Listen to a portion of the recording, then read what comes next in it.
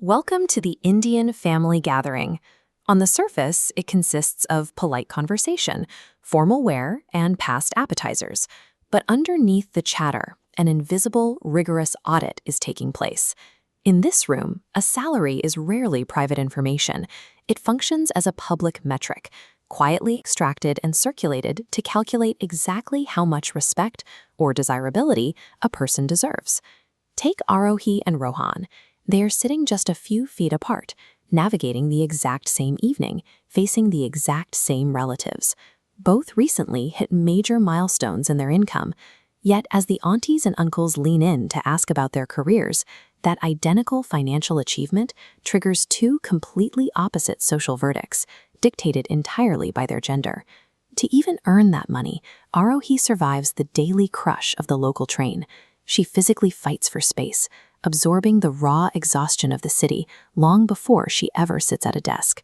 Once there, both she and Rohan navigate high-pressure, towering glass business districts. Inside those walls, they aren't family members. They are human capital, expected to deliver continuous output to justify their place on a spreadsheet. Out there, the market arithmetic is simple. Apply effort, solve problems, and you receive an income in return. But the moment they walk back into this family room, the rules flip. The dinner table economy extracts a hidden, heavy social tax from both of them. A well-meaning uncle asks Aarohi how the new role pays. She hesitates, then deliberately shaves a large percentage of her actual salary before answering out loud. She knows the unspoken rule. Earning a respectable income is encouraged, but earning a truly independent, massive income makes traditional observers uncomfortable.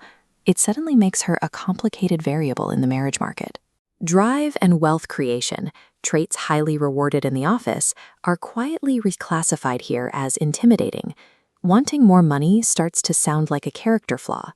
She is allowed to be successful, provided she remains compliant. It creates an invisible ceiling. Her financial strength is expected to support her life, but it must never outshine her social obedience.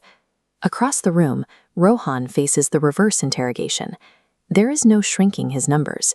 Instead, he is handed an urgent mandate. He needs to earn more, and he needs to do it immediately.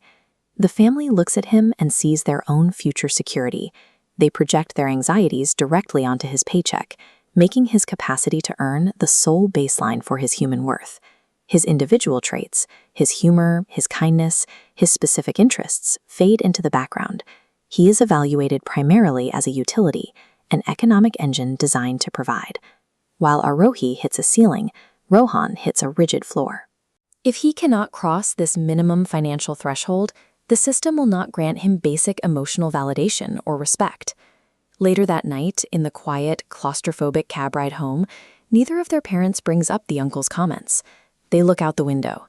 No one challenges the verdicts handed down at the party. That silence does more work than the criticism itself. It functions as a powerful endorsement, quietly teaching Aarohi and Rohan that these restrictive rules are just the practical realities of life. This old familial software is running in a drastically different physical world. They spend their days building wealth in a modern, hyper-competitive economy, only to come home to beliefs built for an era of scarcity. Wrapped in the language of caution and care, families accidentally cement these financial traps. And because it feels like love, these internal limits become far harder to break than any professional barrier. Back in their own rooms, the social performance ends, but the judgments stay. Aarohi and Rohan sit with the lingering weight of what they are expected to be. The psychological toll is exhausting. They spend a massive amount of mental energy constantly self-editing, Aarohi trying to ensure her ambition isn't too much, and Rohan terrified his output isn't enough. That anxiety demands physical proof. It pushes them to oversave, constantly check their balances, and obsess over paperwork just to generate a fleeting sense of safety. When financial decisions are made to manage social discomfort, the portfolio ends up reflecting family fears rather than personal goals. Long-term growth slows down as capital is kept in safe channels to avoid the friction of looking too ambitious or being seen as a failure. Change begins when they stop accepting the premise. They look at their hard-earned bank balances and refuse to let those numbers serve as a final verdict on their desirability or character. A healthy life and a genuine sense of self-worth should never require a salary certificate to secure emotional approval from a relative. Outgrowing these narratives is a slow process of recalibration.